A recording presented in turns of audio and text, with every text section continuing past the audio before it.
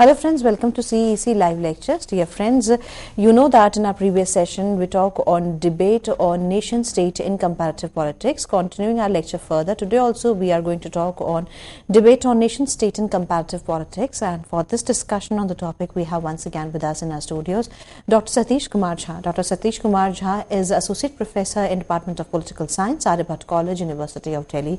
Dr. Jha is a prolific professor who believes in giving most of his experience his sharing the knowledge with the students. Therefore, through the live platform, he always believes in giving his best. Friends, if you want to ask questions from Dr. Satish Kumar Jha in today's topic, then do call us through our toll-free number. Our number is 1800-110-430. I repeat, our number is 1800-110-430. Now, I would like to request Dr. Satish Kumar Jha to give us an insightful lecture on today's topic too. Hello, sir. Welcome to the lecture. Thank you, Geetika ji, and good afternoon. Today's lecture is continuation of our earlier discussion on debate on nation state in comparative politics, and today being the part 2 of that two-part series on nation state in comparative politics. In fact, before I proceed further, I would like to recapitulate what we discussed in our first part briefly. In fact, we discussed that how this entire idea of nation state in modern times has got consolidated as a result of two important treaties. One was Treaty of Westphalia and another was Treaty of Warsaw, which basically laid down the rules of the conduct among various actors in world politics, that is nation states, particularly rule related to army, rule related to the conduct of affairs, rule related to negotiation, and rule related to residence, that is the citizenship. So therefore, these treaties played important role. Then we also discussed that how nation state is an evolutionary process, and this has been evolving over the ages, and still this evolution is continuing.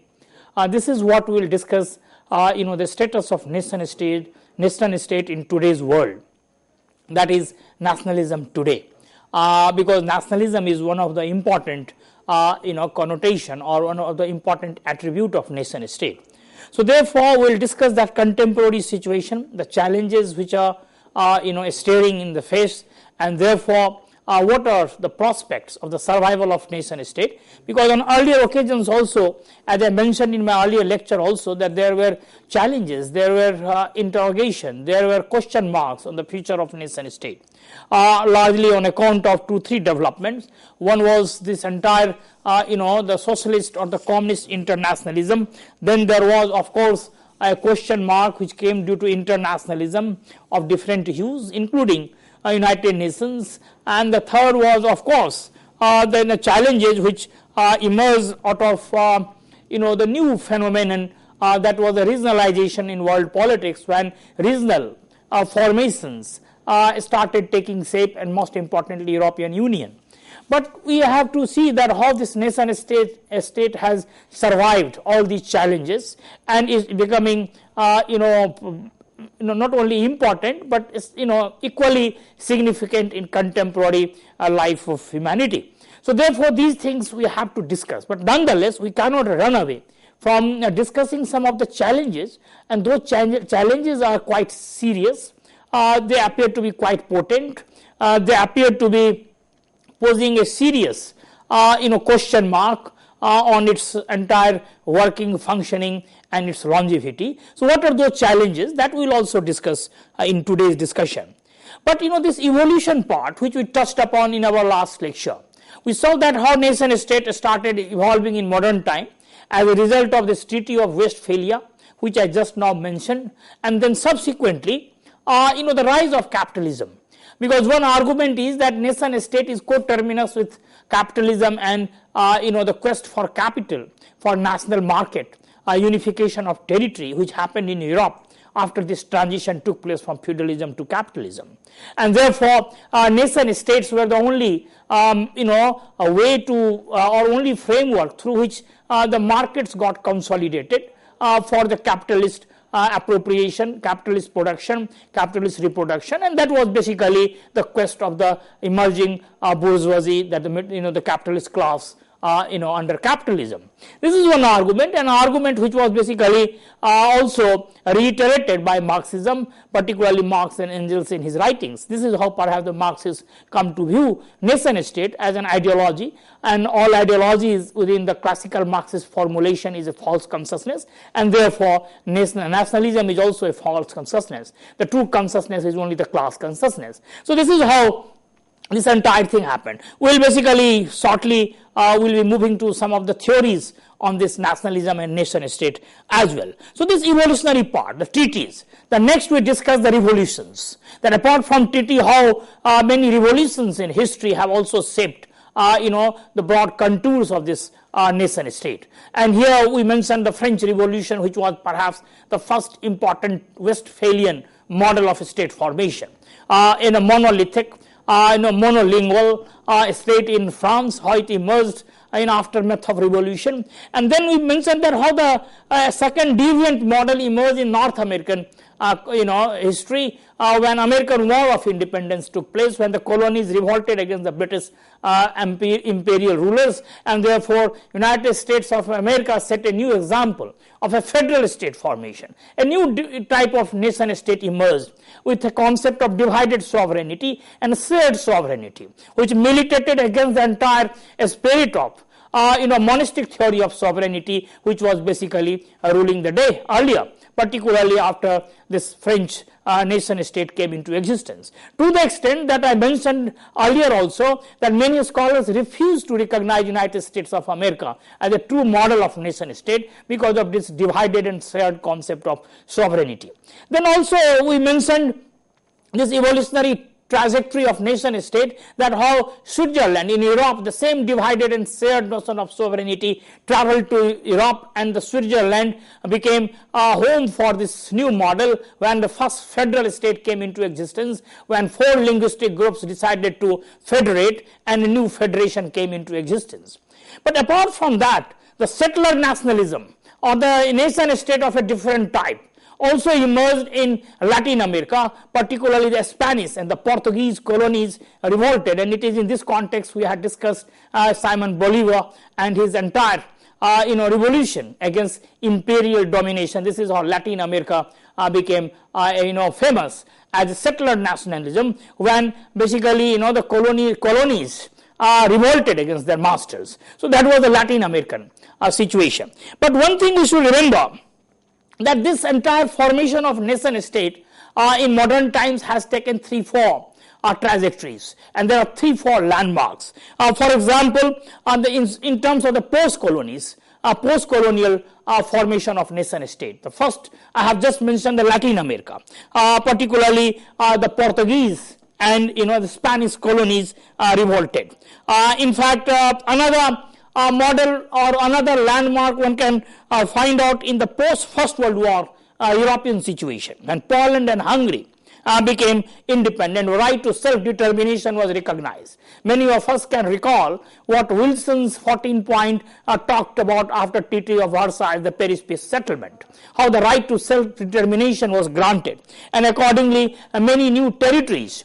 The map of Europe was redrawn. Many, nationalities, many ethnic groups were basically given the right to self-determination, and this is how Poland and Hungary became independent. So this was the period when the 2 important empires disintegrated.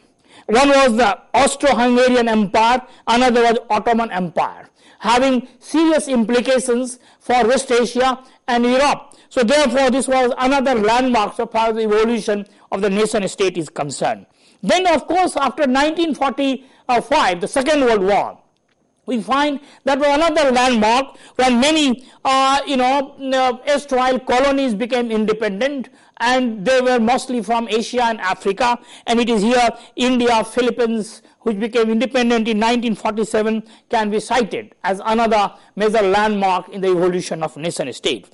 And then, of course, we should remember the post-1991, when Soviet Union disintegrated, and as well, as a result of this disintegration of Soviet Union, erstwhile republics of Soviet Union became independent, with many nationalities, many ethnic groups clamoring for self-determination, clamoring for political independence and sovereignty. That resulted into the last and the final phase so far in this formation of nation states. So this is how we can see that in 3-4 phases, this post-colonial formation of nation state has taken shape, along with what we have mentioned about 2-3 important landmarks, that is France, United States of America, Switzerland, along with the Commonwealth model which we discussed in our last lecture. That was how the Canada, Australia, New Zealand, South Africa, these countries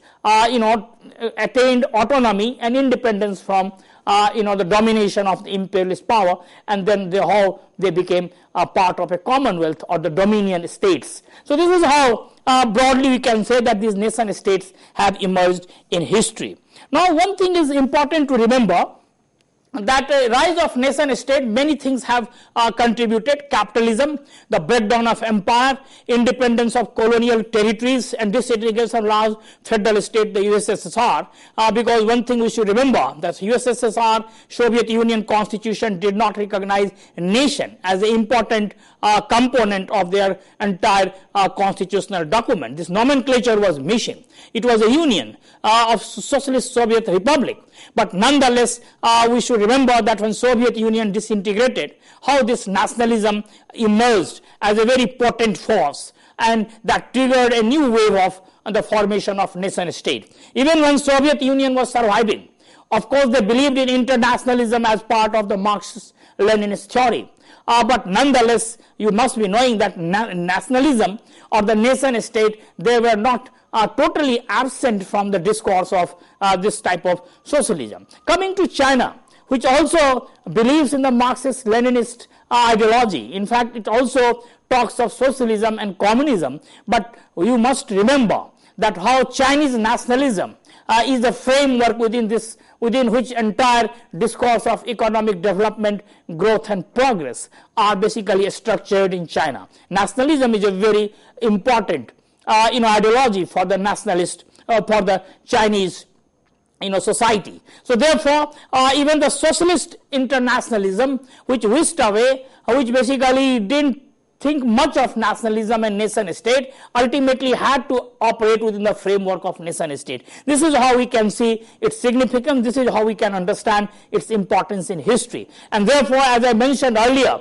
that in spite of the challenges which have basically thrown to this entire concept of nation state has not only survived, but has shown its importance and salience throughout history. And some of the aspects we will be touching shortly. Now, one thing is there which I have already discussed, that how the treaties have shaped the nation state, Treaty of Westphalia, Warsaw Treaty, and how they basically laid down the rules of conduct, rule of negotiation and rule of residence. Now, revolutions, how the revolutions have shaped nation states, that part also we have touched upon, that is the French Revolution, American War of Independence. United Kingdom I mentioned as a deviant case, because United Kingdom was created by treaties and welding various nationalities, and it was not federal. That at least 2-3 important nationalities, Wales, Scottish, Irish, and therefore what happened that it was the result of a treaty. And then of course settler nationalism in Latin America, and then of course we also discussed decolonization in the Commonwealth countries. Now, how the authority of nation states has been shaped throughout history by revolutions, by democracy, because democracy is the important aspect here. And this is how the liberal theory of nationalism talks about, because there are different theories of nationalism. We'll be looking at those theories, but this liberal theory of nationalism, which associates nationalism or the rise of nation state with democracy, because we should remember that the first spur for this formation of nation state came when the people revolted against autocratic dynastic rule of empires. Be it Ottoman Empire, be it Austro-Hungarian Empire, or for that matter earlier, the Roman Empire, Holy Roman Empire. So therefore, this entire quest for freedom particularly, the way the people revolted against this autocratic, despotic and dynastic rule. So therefore democracy, the quest for democracy and the formation of nation state and nationalism basically got synchronized, or one can say became coterminous at that time. And therefore we should remember, as I mentioned in my last lecture, in fact, Greenfield, a very important theoretician on nationalism, roads to modernity, different routes to modernity, is important book. In fact, Greenfield talks about this relationship between democracy and nationalism, because Greenfield argues that the democracy emerged in form of a nation and nationalism. It was basically like a butterfly in the cocoon.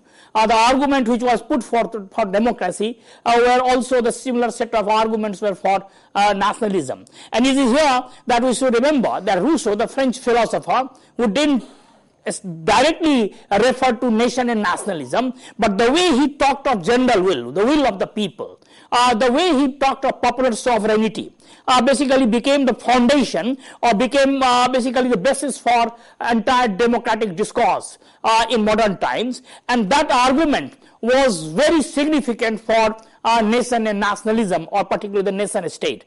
And one thing we should remember, that the first important Westphalia nation state which emerged in France after 1789, the image, the impact and the ideas of Rousseau were quite prominent in this French Revolution. So therefore, along with Rousseau and Voltaire, the two important philosophers of French Revolution. So therefore, what we should remember, that democracy is a very important democratic discourse, and the discourse on nation state to some extent became coterminous. So therefore what happened, that as I was mentioning, that nation state has survived both global capitalism, Soviet internationalism and United Nations multilateralism. That United Nations talked about multilateralism after 1945, as if global communities will have a different framework to deal with human society. But we have seen that how United Nations is heavily dependent on this idea of nation state, particularly the Security Council of United Nations, where you have the system of veto, and how this veto given to 5 powers demonstrate that how nation state is an important component of this multilateralism as it is articulated through United Nations. So therefore, in fact, this is how we have seen the evolution part of the nation state. One thing is there, that in today's world, in the contemporary world, we have to discuss the challenges, we have discussed the threats to the existence of nation state, and the most important threat is emanating from this process of globalization. But one thing at the same time we should remember, there are 2-3 other developments. One is the regionalism,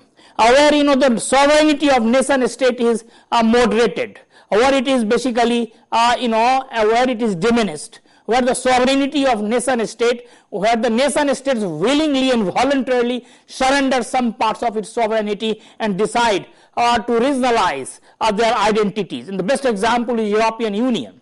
But nonetheless, nation states have not disappeared. And particularly after this Brexit, when the Britain voted for exiting from European Union, demonstrates that how this entire nationalism or the nation state as an entity or an identity of the people is still important. And people's clamor for this identity has not totally died down.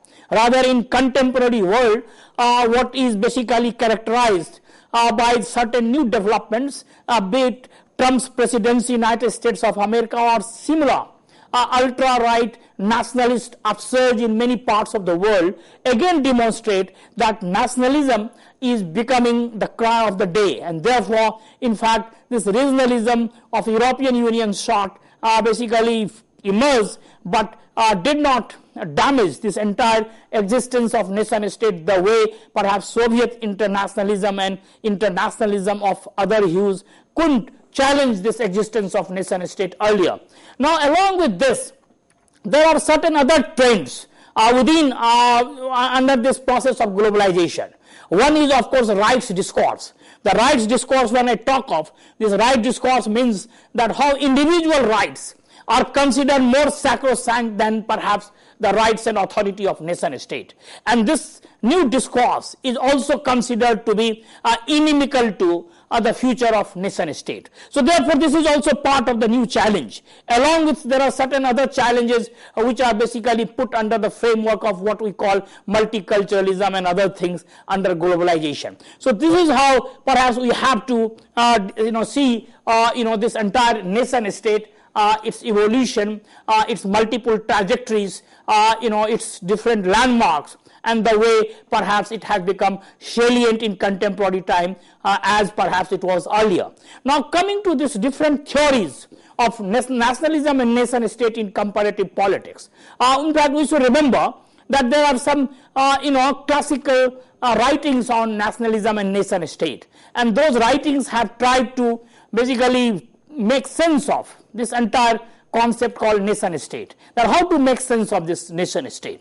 And some of the scholars who have basically worked, who have theorized, who have basically engaged with this question are in fact those who had looked at this nation state as important phenomenon in human history.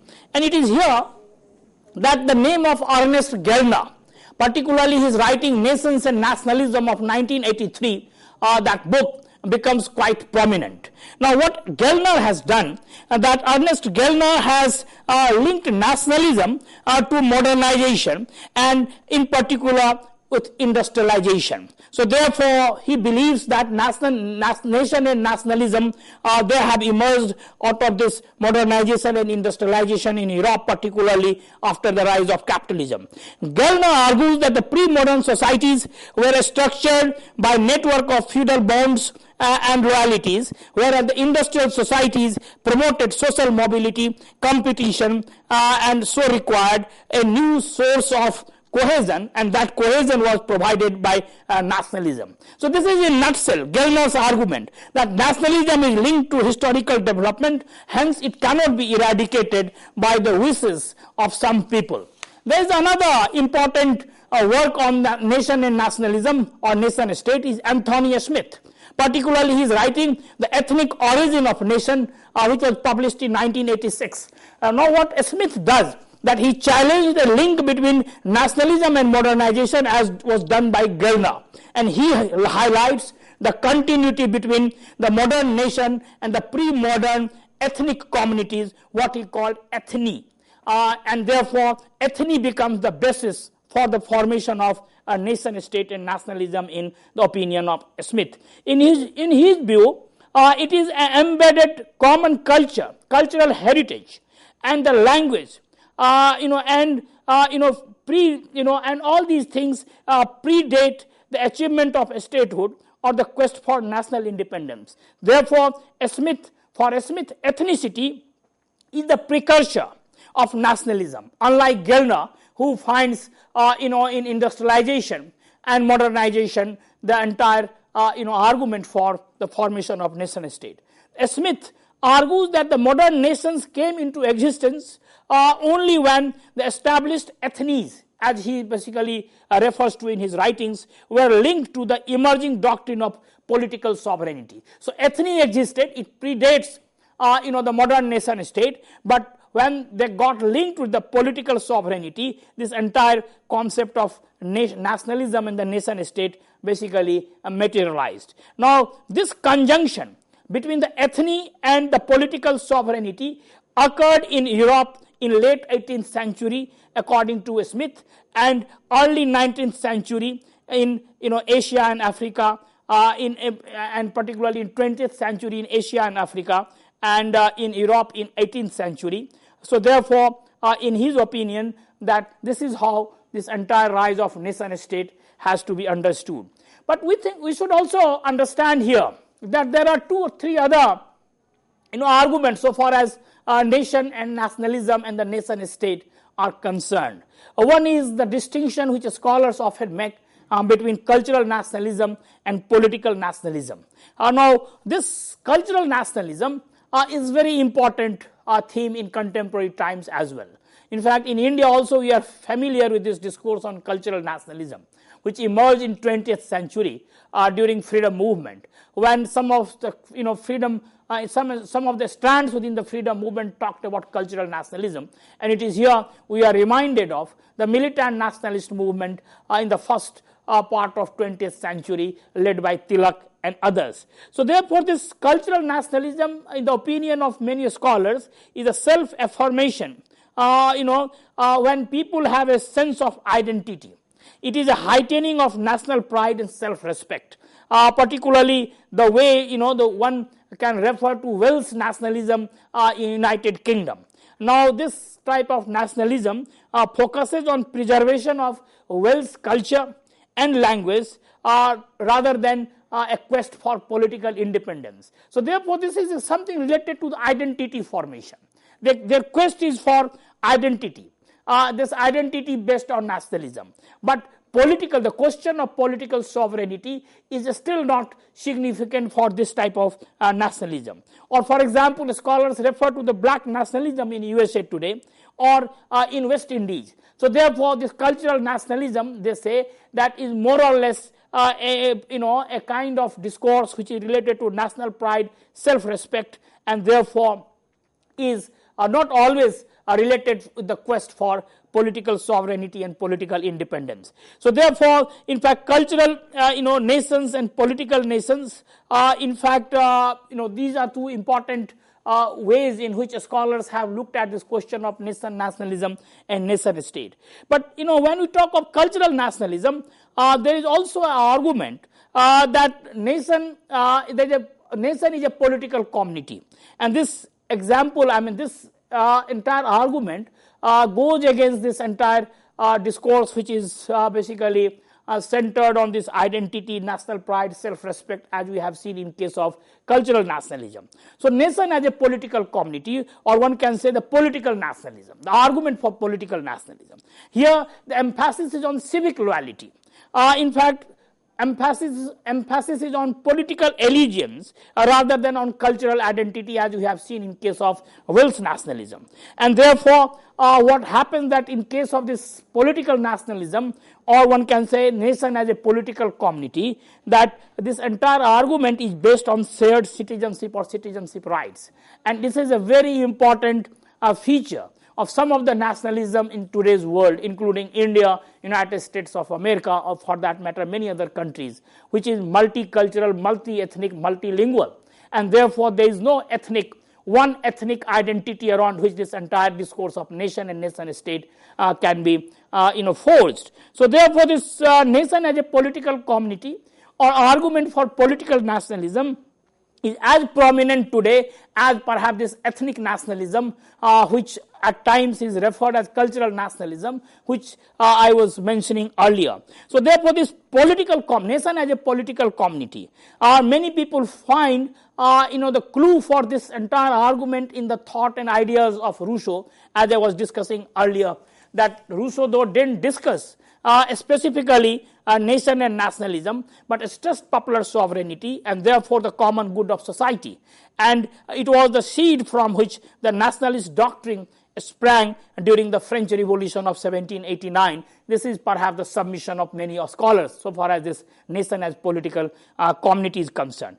But therefore, what we have to see that there are multiple theories on this entire issue of nation, nationalism and nation state. What is the relationship between nation and ethnicity, nation, nationalism and nation state? In the first part of our discussion, we have had a brief glance of this entire thing, that how they have to be separated. There is a difference between ethnicity, nation, nationalism. Now, in the remaining part, we will be touching upon nationalism today as well as some other theories.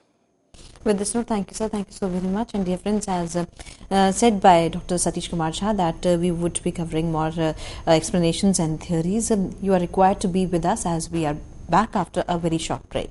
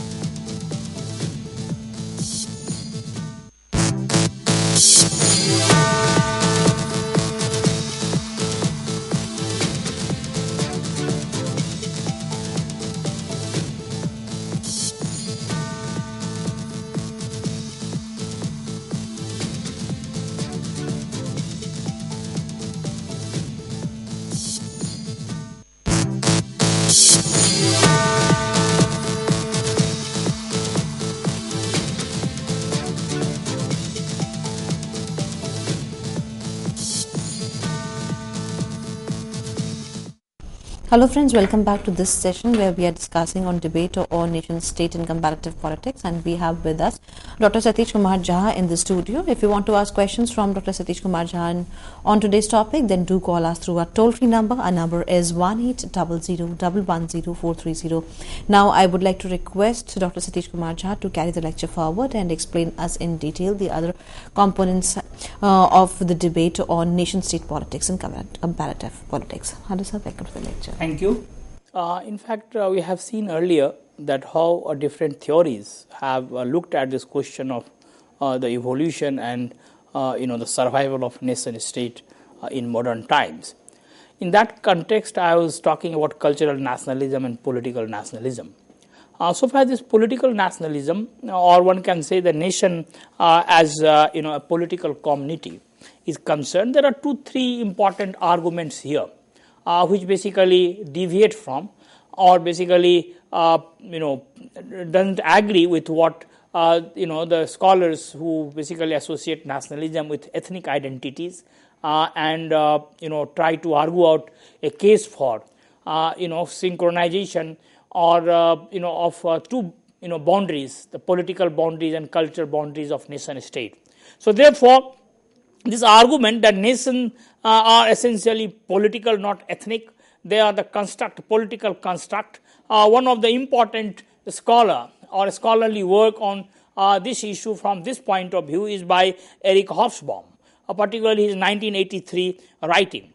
Hobsbawm argues that nations are invented traditions, and therefore for Hobsbawm, in fact, what he says that nations are invented traditions. For Hobsbawm, the argument is that nationalism creates nation, not the other way around. And this is something important to understand. Nationalism and nation. Nation, of course, is something which is related to nationality. And nationalism is something, a political movement, a political discourse, the political connotation.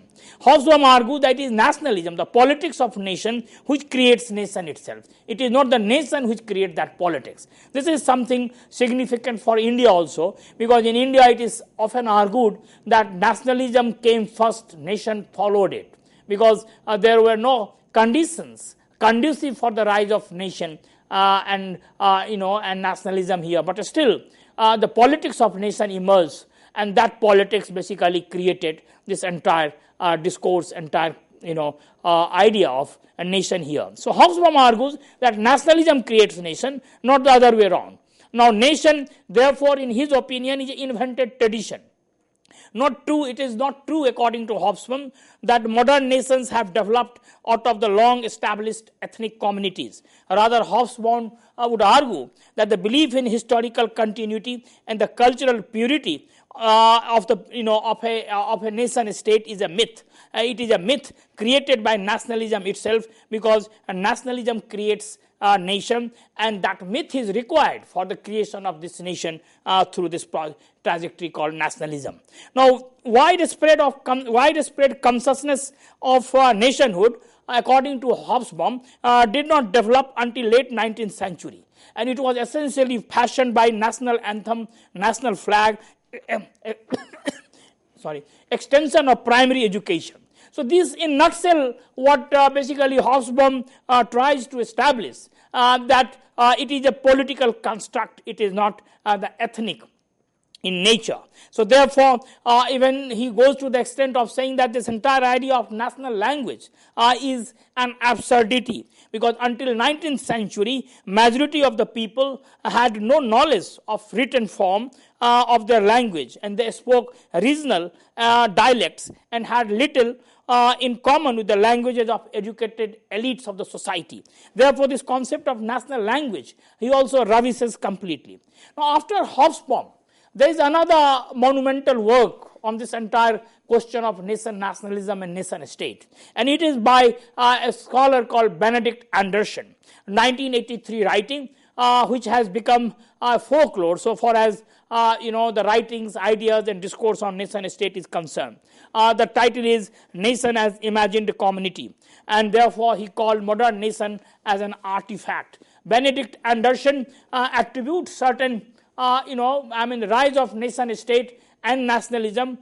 He considers certain factors responsible for it. One is the print capitalism, another is education, third is mass media, and fourth is political socialization. So therefore, in fact, Anderson, for him, print capitalism, basically the way the printing press came into existence, and and the way this vernacular language grew in Europe, and how basically the German, the French and other languages became a replacement for Latin and some other languages, the classical languages. This is how this modernity, the modern framework, got crystallized, and the nation state got a new impetus, and this entire idea of nation emerged. So this imagined community, it is not a real community, but it is imagined community. And when it is imagined, then this imagination has to have some basis. And this basis basically becomes the glue for this nation state.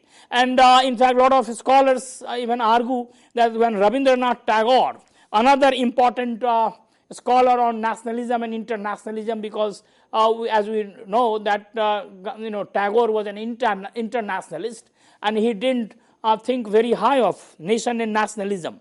And Tagore also defined in his book called Nationalism, nation as an aspect of the people, or an organized power of the people.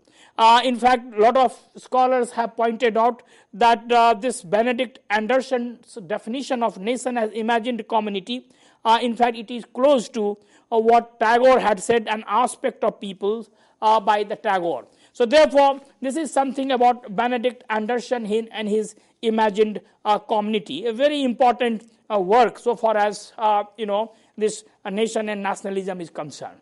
Now, apart from this Hobsbawm and Anderson, so far it is a political construct or artifact, there is another strand that comes from Marxism, about which I was referring earlier.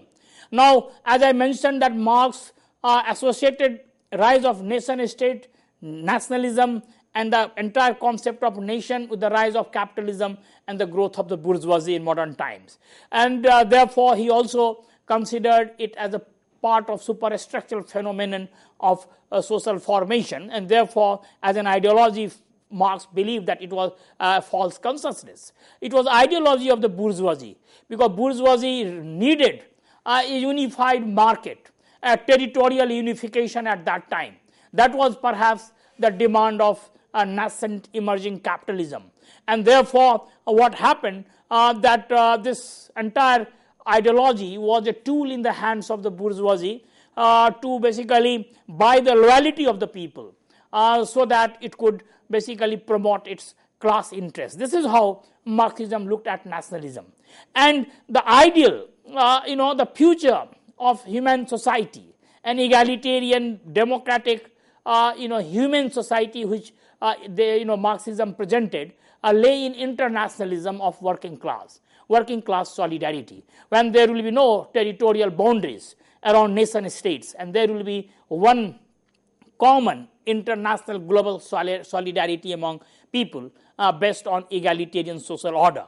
So this is how another strand which also looks at nation as a political construct comes from alternative set of ideas which are provided by Marxism. One thing we should remember, that Hobsbawm or Benedict Anderson, they subscribe to broadly the Marxian ideology, and they try to basically fine-tune, refine some of the ideas which are available in Marx and Engels. So therefore, this is how we have to look at nation as a political construct, or the political nationalism, as opposed to cultural nationalism. In fact, we have had a discussion in our first part of our this two-part series on nation state, that how this question of nationalism in colonies became a very problematic issue for the communist regimes of Soviet in the world, particularly Soviet Union, which believed in world revolution. This Communist International, which was basically trying to support the liberation movement in colonies, they had to come to terms with this question, that what approach they would adopt towards nationalism in the colonies. Because nationalism, on the one hand, according to this theory, is a false consciousness. It basically a tool in the hands of the bourgeoisie. On the other hand, in colonies, people were revolting against their colonial masters. So therefore, they had to take a firm stand on this issue. And therefore, I had mentioned that how this resulted into that fierce debate between Lenin and M.N. Roy in 1920 on the question of Gandhi and the Indian National Congress and the leadership of bourgeoisie so far as Indian national movement is concerned.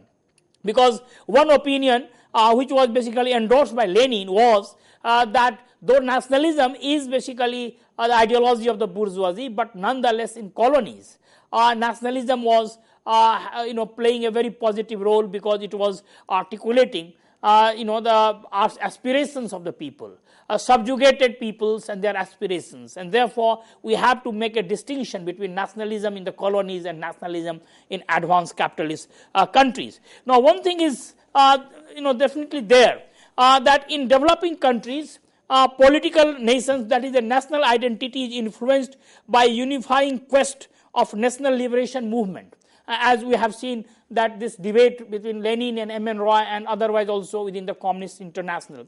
Because in fact, I should mention here that because of this type of vacillation on this issue, difficulty in taking a firm stand on this theoretical puzzle before them, and that we find that after the formation of Communist Party in India, they took different stands at different point of time vis-a-vis Gandhi and national movement. To the extent that at times they collaborated with Indian National Congress, at times they basically parted companies. Now, what happens that in developing countries, the glue which has united people and basically created them into this political community, that is nation, the way they have imagined themselves as a nation is largely on account of their national liberation movement and the quest for freedom. And therefore, what has bound them together is the shared colonial past. And it is here we find that at times after they attained independence, nation state came into existence, we find a tension between the political and ethnic identities and loyalties in these countries. Because this mismatch, which at times surfaces, which earlier got welded together because of this shared colonial past and the quest for freedom. And we have seen this turmoil in many African countries, Nigeria, Sudan, Rwanda, Burundi. All these countries are best example how this mismatch between the ethnic identities and political identities sometimes spill over into the public domain, and that result into strife, civil strife, that result into ethnic fights and ethnic and the civil wars. So therefore, what happens that this entire formation of nation state in developing countries is marked by a number of trajectories, a number of issues which basically at times got telescoped into this entire common national liberation movement. So this is how we have to see some of the theories about nation and nationalism. But before I wind up this part, that is the theoretical part on the nation state, there is a German historian, his name is Meinecke, and he wrote a book in 1907, and that book is very important. In fact, what he does, what Meinecke does, that he makes a classification of political nation and cultural nation. And according to Meinecke, this cultural nation is based on ethnic homogeneity. And therefore, what happened that is ethnic identities and national identities overlap. Whereas, for example, he gives the example of the Greek, German, Russian, English, Irish, and ethnic groups like Tamils, Kurds, and Chechenians. They are basically the example of this cultural nation where this ethnic homogeneity basically characterize these formations. And these nations, according to Meinecke, is also organic in nature. They are fashioned by natural and historical forces rather than the political ones. They tend to be cohesive and stable. Membership, not from political allegiance but from ethnic identity. So this is how this cultural nationalism has been described by Meinecke. But one thing is to be remembered, that this entire notion that national identities or the nation states based on this cultural nationalism, where there is political allegiance based on ethnic identity, where there is some sort of homogeneity, is more stable, more durable, has a longer life, in fact has been punctured because what has happened, we have seen in our neighborhood that how Pakistan after partition believed in this homogeneity based on religion, but it couldn't sustain for long.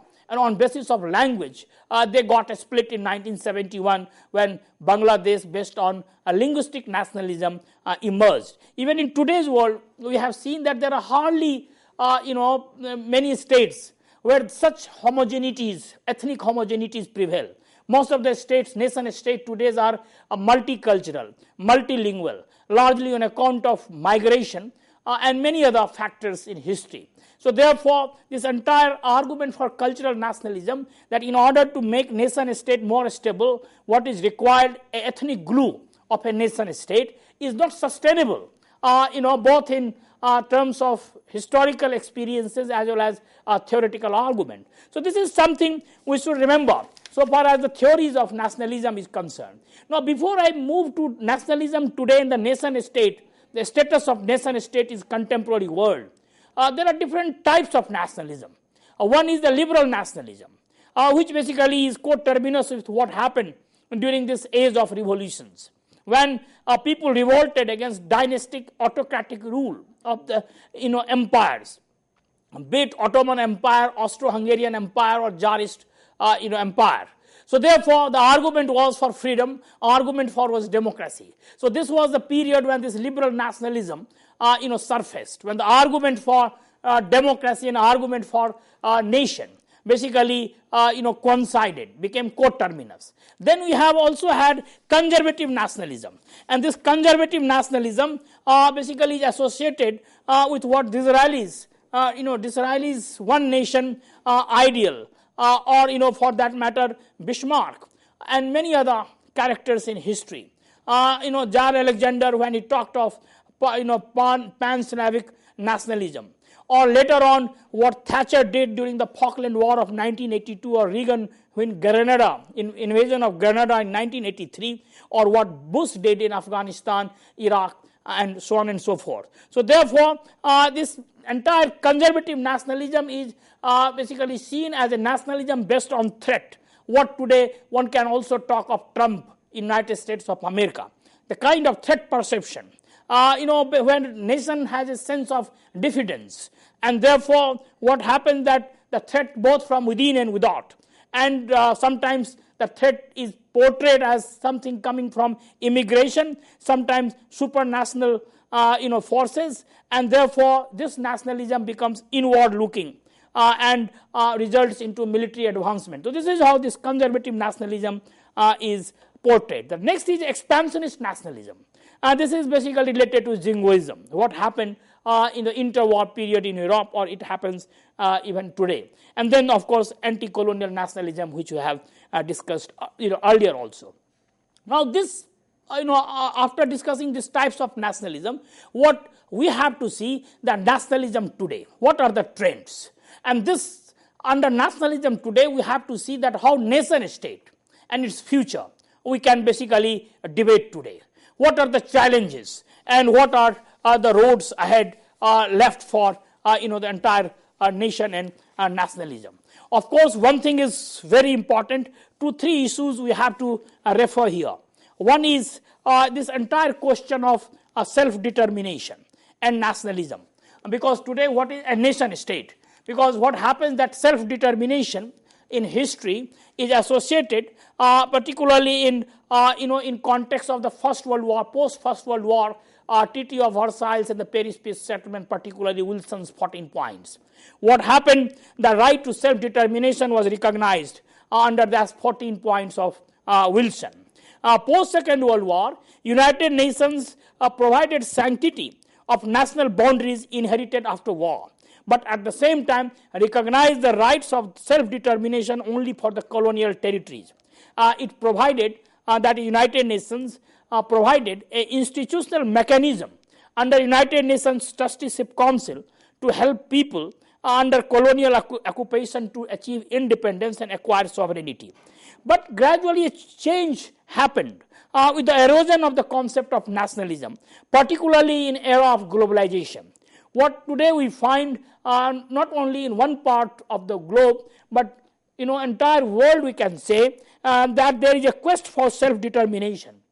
The concept of nation and nationalism are becoming anachronistic in some of the discourses which are associated with globalization. And therefore what has happened, that the logical corollary of this is that there is no territorial rights of the people and only rights of the people. There is no territorial rights but only rights per se. And therefore, as I had mentioned earlier, that this rights discourse sometimes militate against this entire concept and idea of nation state, which at times is used by certain forces which are basically arguing against this existence of nation state, particularly in the era of globalization.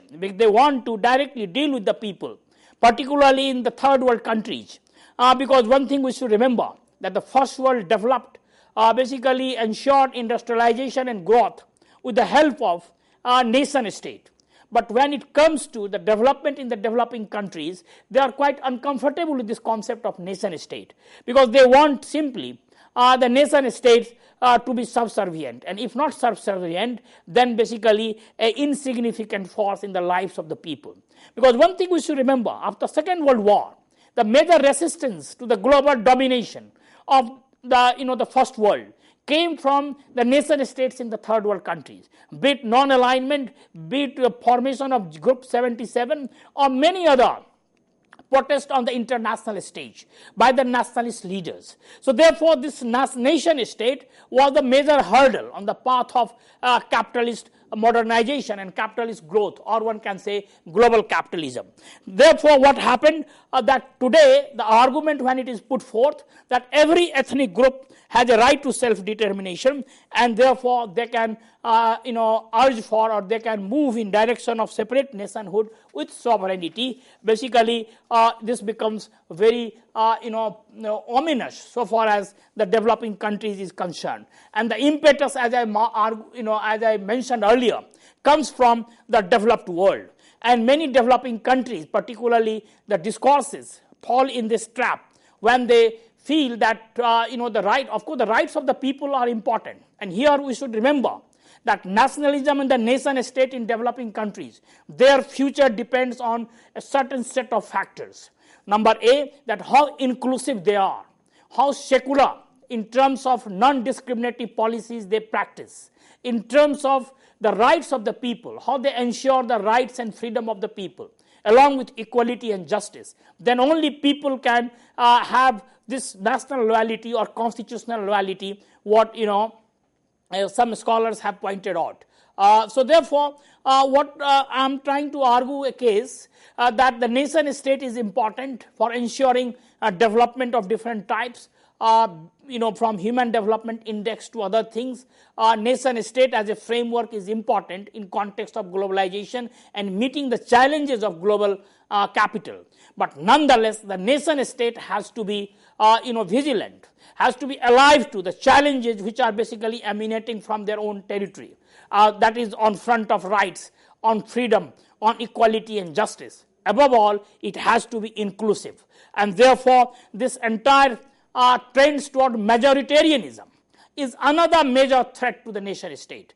And here, in fact, I am reminded of, or basically, I what comes to my mind is the the kind of problem which nationalism is having with democracy. As you have seen that nationalism and democracy, or nation state and democracy in modern times had origin roughly in a synchronic terms. One can say that it coincided. But what has happened over the years that they are basically now diverging in terms of their trajectories, because there is a relationship between democracy and constitutionalism. Democracy is based on majority rule. Constitutionalism is based on idea of limited government. So constitutionalism moderates democracy, and democracy is supposed to moderate nationalism, particularly the majoritarian thrust within nationalism and nation state. But the problem starts when the democracy also becomes majoritarian. A nation, of course, if not inclusive, then the tendencies to turn towards majoritarian are always there. So it has to be moderated by democracy. But even democracy, when it becomes majoritarian, then the problem starts. And then one has to rely on, again, constitutionalism. But then at times constitutionalism also fails. So this is a challenge for the nation states in developing world. That is, how inclusive it is, how it basically moderates this majoritarian temptations, how it becomes inclusive, how it upholds rights of the people, along with many other challenges which one has to mention here. The challenge which comes from number of sources. For example, the multiculturalism within globalization, which is also trying to replace nationalism, because what has happened that entire universalization of culture is taking place, and this communication revolution has resulted into this universalization of culture. So this cultural glue of the people within the nation state is getting weakened. And then you have also the failure of many nation states to provide a collective identity in age of globalization is also considered quite ominous. Then of course, after this nuclear weapons, advent of nuclear weapons, the failure of nation state to provide security is often discussed by scholars in international relations and politics, that how it has weakened the legitimacy of nation state.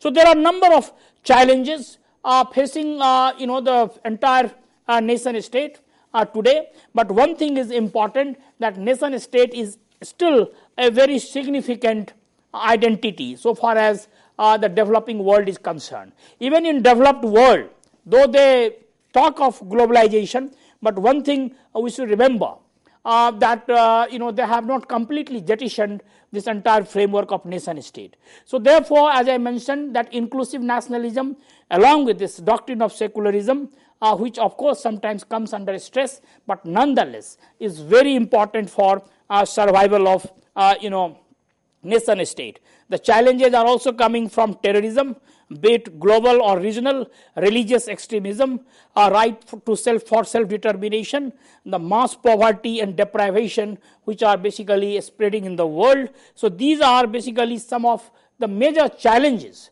which are looking or staring in the face of the nation state in today's world.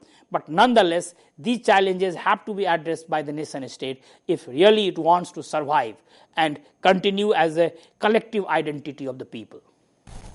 With this note, thank you, sir. Thank you so very much for giving us a productive session. Friends, we would be meeting again soon and would be discussing more. Till then, take care. Goodbye.